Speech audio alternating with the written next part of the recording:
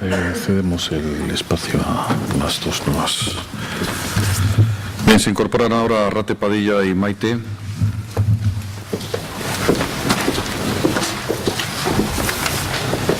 Y vamos a dar en primer lugar la palabra a Arrate Padilla, de la Unidad de Salud Laboral del Centro Territorial de Guipúzcoa, para abordar la perspectiva de género en el sector.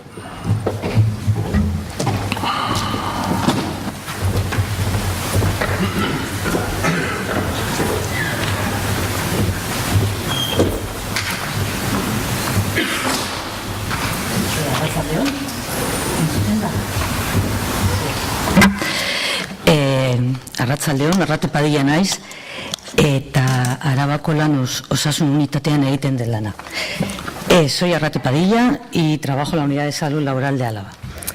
Esto de Álava ya os dará una pista, entonces, bueno, pues un poco lo que ha comentado el compañero Diógenes, de que, bueno, el conocimiento que tengo del sector pesquero también es un poco limitado. Pero bueno, dentro de la Unidad de Salud Laboral hay gente que sí que ha trabajado en ello y entonces, bueno, desde aquí les agradezco a ellos el apoyo que me han dado. Bueno, la ponencia de hoy que voy a tratar hoy es la perspectiva de género aplicada al entorno de la salud en el trabajo y en el sector pesquero. A ver, este es el índice, un poco de lo que vamos a comentar, unos conceptos.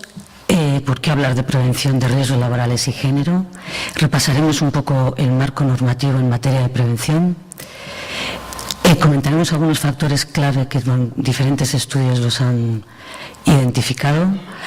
El marco tradicional actual de seguridad y salud y trabajo y el enfoque neutro respecto al género. Y para acabar tendremos unas actuaciones realizadas en el triángulo este de prevención de riesgos, género y sector pesquero. Bueno, unos conceptos que vamos a ver son el sexo, que se define en biología como las diferentes características de hombres y mujeres que vienen determinadas biológicamente, son universales y no cambian. El término género se utiliza para describir y analizar las diferencias de hombres y mujeres basadas en factores sociales, que generalmente han sido aprendidas, cambian con el tiempo, cambian también con las culturas y también dentro de una misma cultura. Estas posibles diferencias, tanto debidas al sexo como debidas a factores y relaciones de género, pueden resultar discriminatorias y ser injustas y evitables. Pero bueno, como en todas las cosas, en ocasiones esta diferenciación no es tan clara, ¿no? Y investigadoras ya lo que hacen es usar el término sexo y género porque se ha puesto en evidencia de que hay factores sociales que inciden en la vulnerabilidad biológica. Y entonces esto hace que añade complejidad a las relaciones entre sexo y género. Tenemos muchas definiciones de lo que es la perspectiva de género según de dónde provenga la definición y de qué campo provenga, ¿no? En salud laboral hemos elegido la definición que dio la exdirectora de la OMS y que propone estudiar el patrón diferencial de enfermar en razón de diferencias biológicas como sociales, pero también considerando el ambiente laboral y también el extralaboral.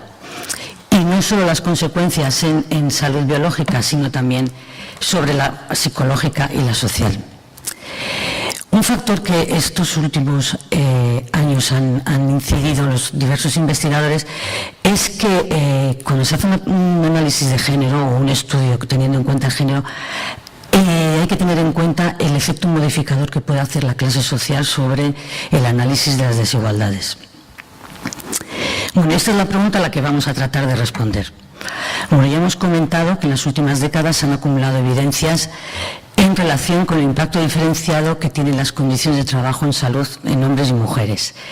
Aquí abajo os pongo dos informes que han sido pilares, que uno es el informe sobre las cuestiones de género de la Agencia Europea, publicado en el 2003, y el informe de la OMS, que está publicado en el 2006 y que tuvo como coordinadora a una doctora canadiense, Messing, que ha trabajado mucho en esto. Entonces, estas revisiones han identificado condiciones laborales y de empleo que actúan como determinantes de las desigualdades de género en salud, que a su vez conllevan desigualdades y diferencias en problemas de salud.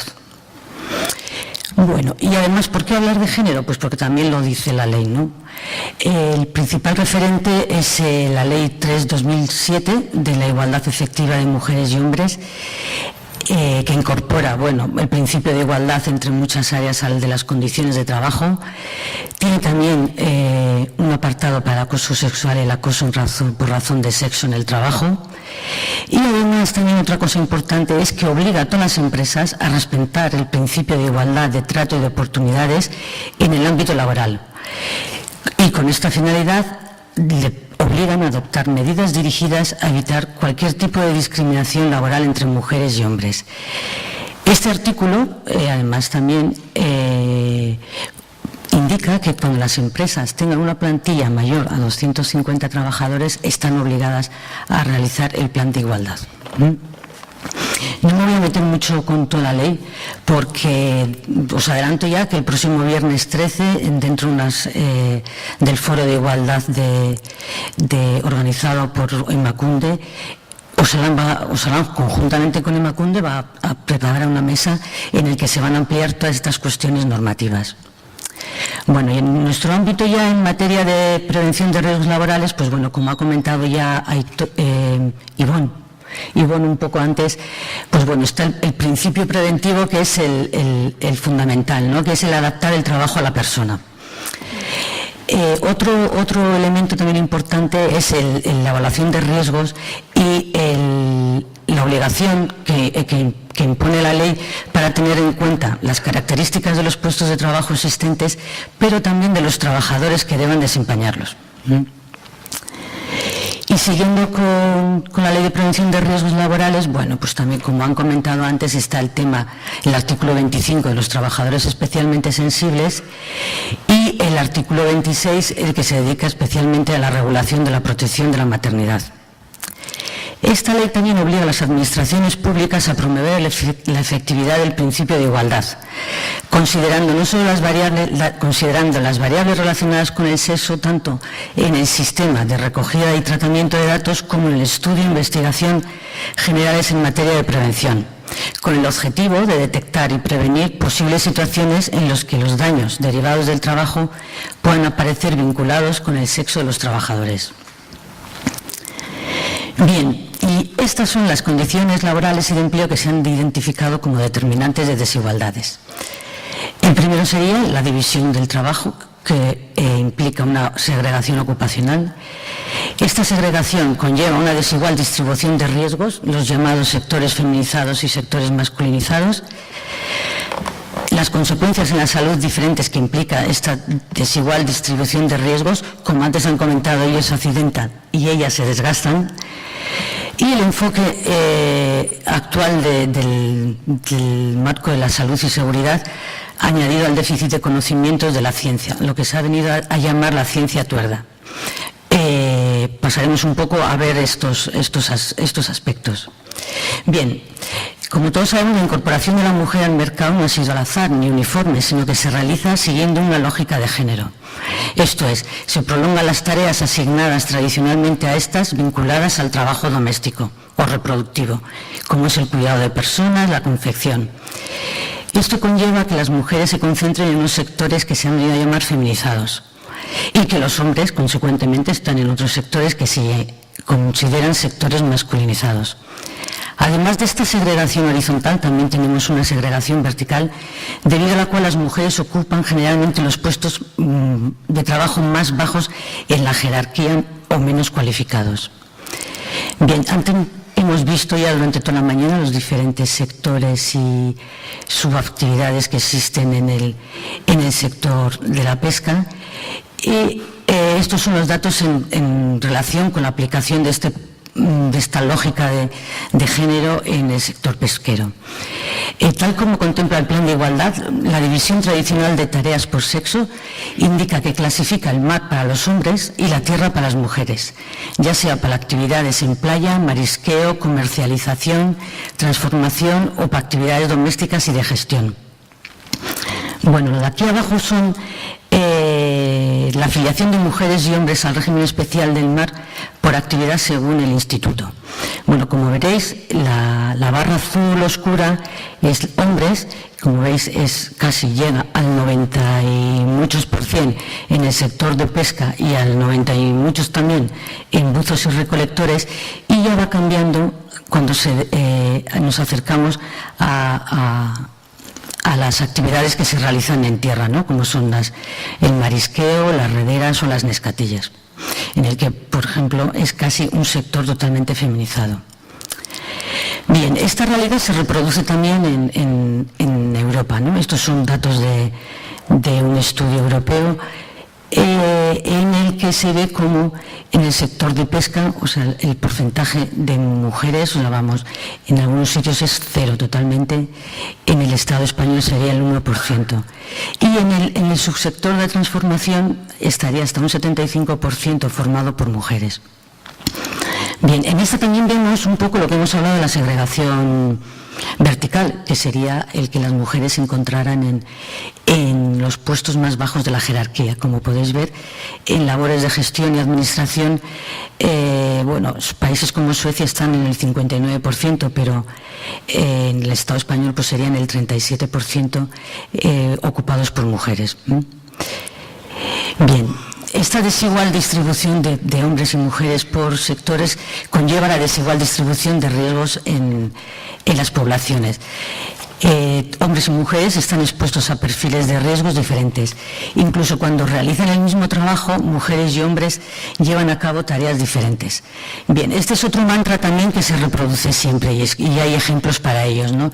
En un estudio de Canadá, pues, en el que estudiaban a las poblaciones por manipulación manual de cargas, los hombres que referían la exposición o manipulación manual de cargas levantaban solo personas en un 15%. La misma proporción, el mismo riesgo en mujeres correspondía a un 60% de levantar personas. Las mujeres también predominan en el trabajo parcial. Y ya hemos comentado que en los sectores feminizados las patologías musculoesqueléticas y los riesgos derivados de una inadecuada organización del trabajo son sentidos como prioritarios. En los sectores masculinizados, los riesgos de accidentes y exposición a ruido, vibraciones, productos químicos y manipulación de cargas pesadas tienen más protagonismo. Bien, eso es unas imágenes de lo que hemos estado viendo estas mañanas también, y vemos como el trabajo no es mixto, o sea, estos colectivos están formados por mujeres, y esta es la otra foto en la que hay grupos de hombres realizando trabajos, ¿no? Bien. Estos son datos extraídos del Plan de Igualdad del Ministerio para el 2015-2020. En él indica como que los riesgos más comunes en las mujeres en el sector pesquero son derivados de la carga física asociada al trabajo, como son posturas forzadas, mantenidas en el tiempo, movimientos repetitivos, manipulación de cargas pesadas y aplicación de fuerzas, así como aquellas provocadas por condiciones climáticas y las propias del medio. Luego también indica otros riesgos específicos en los colectivos de mujeres, como las del marisqueo, el uso de herramientas, el inadecuado uso de EPIs o ropas de trabajo, las rederas, el mantenimiento de posturas incómodas y forzadas, las nescatillas y empacadoras, el manejo de cargas, y luego en el comercio o en lonja, pues las humedades relativas altas, bipedestaciones prolongadas. Bien. ¿Y qué pasa con los hombres? Pues bueno, esto es un extracto también del plan ITSAS-PREVEN, en el que indicaba que en general los hombres están más expuestos como a los riesgos de accidentes por caídas al mar, caídas al mismo nivel, y estos son los riesgos que se recogían en el plan.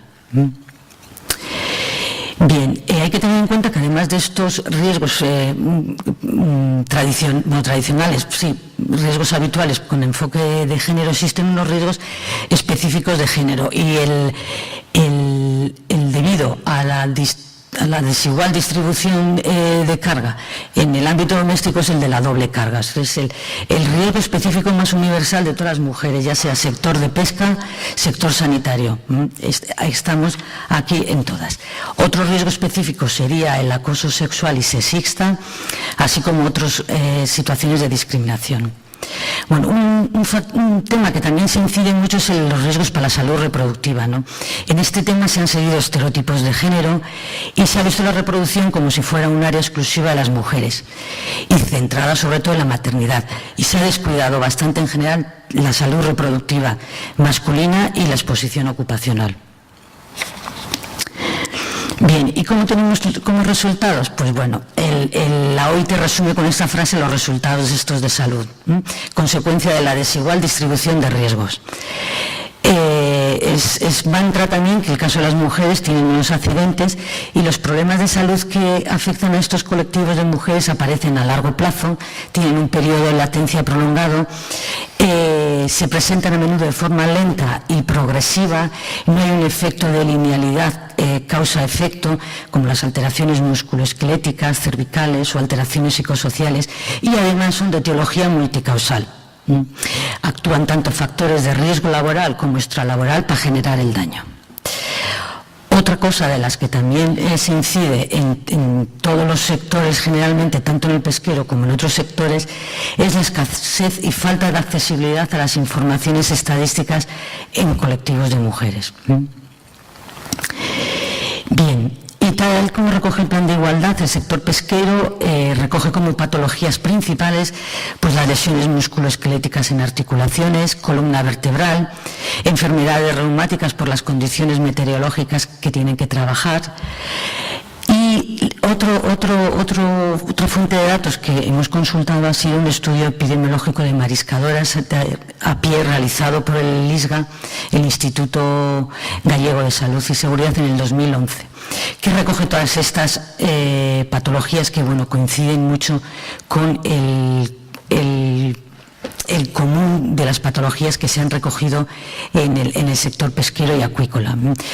Patologías relacionadas con las condiciones, patologías neuromusculares, patologías articulares. Bien,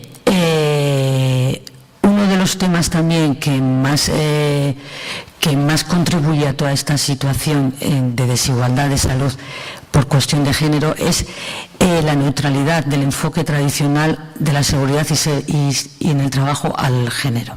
Se ha prestado menos atención a la situación de la salud de las mujeres que a la de los hombres, salvo, como hemos comentado anteriormente, en los temas ligados a la salud reproductiva. Las evidencias indican que los problemas de salud laboral de las mujeres están subrecompensados y que los esfuerzos de prevención son menos comunes en los empleos formados por mujeres. Este tipo de daños a la salud que vemos en los colectivos de las mujeres, que son relacionados con desgaste, trastornos musculoesqueléticos, se hacen difíciles de identificar como daños derivados del trabajo, ya que la cultura o el enfoque de prevención actual está orientado al riesgo de seguridad y a las lesiones que son más visibles, como son los accidentes de trabajo. Este enfoque neutro en la prevención ha subestimado la magnitud de tantos riesgos como efectos en salud, y esto es lo que la doctora Messing resume muy bien en el círculo vicioso de las actividades de prevención en el trabajo de las mujeres.